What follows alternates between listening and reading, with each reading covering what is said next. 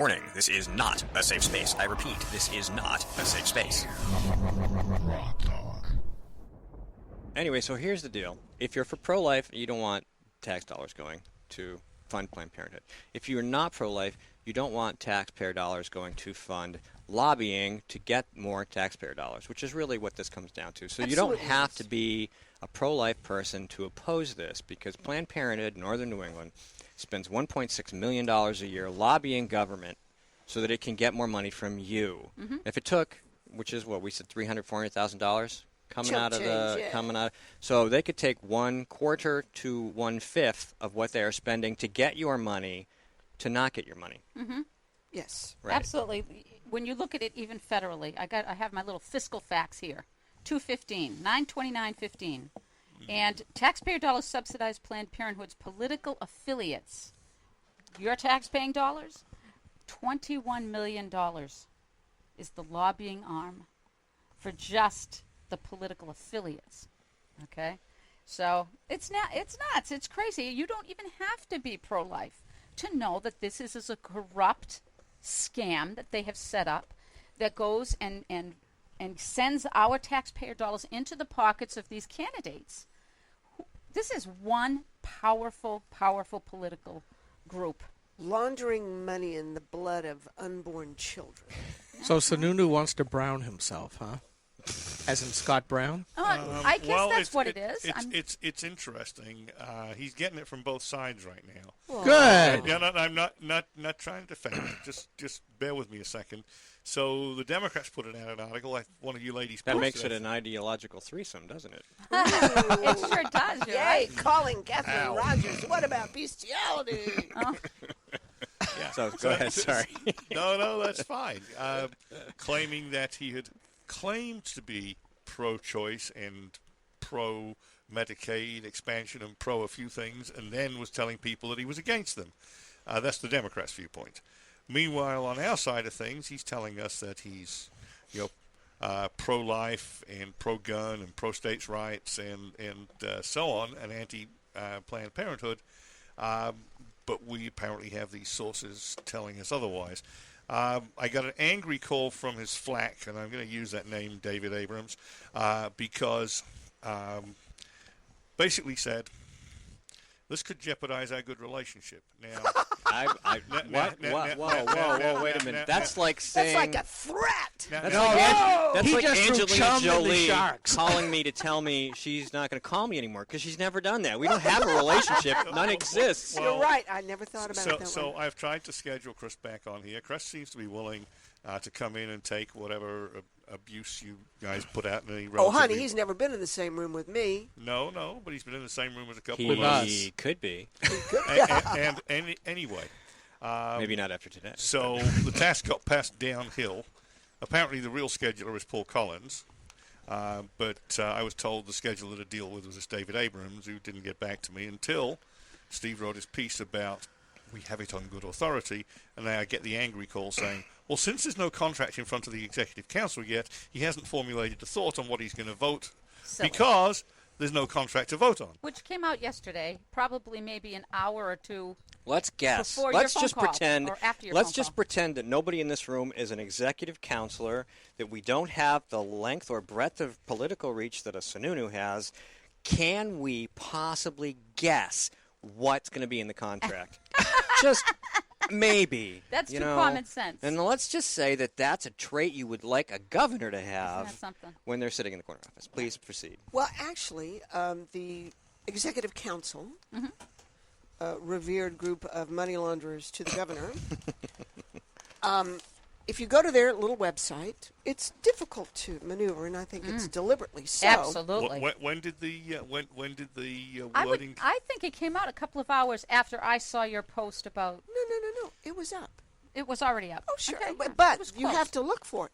The only thing that's up is the agenda. Right. And then if you click on the number 30. Right. But let me just tell you the agenda for next Wednesday. Which is only one meeting, right, out of however many they have a year, right? The documentation behind the agenda totals 14,834 pages, which is actually quite high for them. Generally, it's only about 5,000 or 6,000. So they have 14,834 pages from 2 weeks ago, and buried in that, Which is a problem in itself. right. So, but also you have to link to the letter before that gets you to the contract to the 14,000 pages. So, if you go through the agenda one by one, you can click on the link, and it takes you within that 15,000 or so pages what that particular contract is. And the one in question is only 143 pages. So I'm sure that poor Chris is so busy that his flacks haven't been able to take that 143 pages, divide it amongst themselves, and see what it means. Yes. Well, so the call came in at 13:58 yesterday From the flack? from David Abrams. Okay. I believe it was up by noon yesterday. Oh, was that before the that? agenda, Come on. I think, was up by noon because I know I started to get the. Actually, no. Sorry, that was Wednesday. My mistake. He called me on Wednesday saying, But nothing was up about what you guys had put out. No, I put Wednesday? that up Thursday after the email started flying about, the... Oh, The no, sorry. general one. Sorry, yesterday. I misread. That's it was right. yesterday. That's it was right. yesterday. Okay. No, because you had a general no funding for this, taxpayer funding for this. However, it was leaked on Friday. The source that leaked it sent phone calls to, New Hampshire Right to Life Board, and we found out from there that it had changed, that the thought pattern behind what that vote would be with Sununu was going to change. And so it was Friday that we all contacted whoever we had and let people know that was out there. Frequently, this happens right before votes. We all know that because they want you to have the least amount of time possible to mount a campaign against it. But you know what? We're going to be full court press. New Hampshire Right to Life is not going to be anything but right through Wednesday present in this debate. And that includes a protest because Planned Parenthood yesterday put up a protest because they're going to be at the State House on Wednesday at 9 o'clock to make sure that the funding goes through for women's health care. And guess what? New Hampshire Right to Life is going to be at the State House with a counter-protest to make sure that tax-paying dollars are no longer siphoned from us to support them. Ooh, ahead, can we go have a ahead. sit-in? No, Yeah, no let's have a sit-in. sit-in. I think those are just gross. We'll get No. to that. So what we're being asked to believe is that the 5 executive counselors are individually or collectively, jointly and severally, going to read all 14,834 pages in order to make an informed decision. Right. Why so many damn pages in the first place? Because those are the contracts. 'Cause that's You where all should the look dirt at the is. aggregate amount of money. Oh, it's amazing. Yeah. You're right. Because every couple of weeks, the Department of Administrative Services sends oh, yeah, we need you to authorize $500 million for this. Okie dokie. I just still... That's just one item. Do your Calling. job. Read the bill. I don't... Sorry, contract. I don't even need to read that contract. No, No, you don't. oh, you don't. Don't. So no we need. presume someone has read them, and that's going to be the lobbyists. Right, exactly. And what I would like to know is how many hours are spent by tax-paid union employees. I'm sure they don't read the contracts, but how much money do they spend photocopying these? Because each executive counselor gets his little book on his little station. So how much money is spent just for the photocopying? Because nobody reads the damn thing. No. Okay, except the lobbyists. And the lobbyists just send a note to whomever it is and say, you need to vote on this, sir. Yep. And here's our check. And that's a monthly thing with executive council. It's That every thing is- 2 weeks. No. Is it 2 weeks? It's every 2 weeks. Because they meet, I thought, once a month. No, they meet every 2 weeks. So that agenda we've looked at a number of times. If a public actually looked at that agenda when it came out and saw the bloated and the corruption in the words of those documents. I mean, Planned Parenthood or family planning centers, number 30. Don't forget, I forget now how many there were, but there can be as many as like 100 of these funding requests that get their little blurb. And the money that is siphoned and put through that thing, people would be appalled, but nobody knows about it. And it is hard to find. Susan's absolutely correct, and that is by, I'm sure, It's desire. by design. So let me just read you one of the agenda items here. Okay? To her radiance, Governor Margaret Wood Hassan and the Honorable Executive Council. This is dated June 14th. Okay?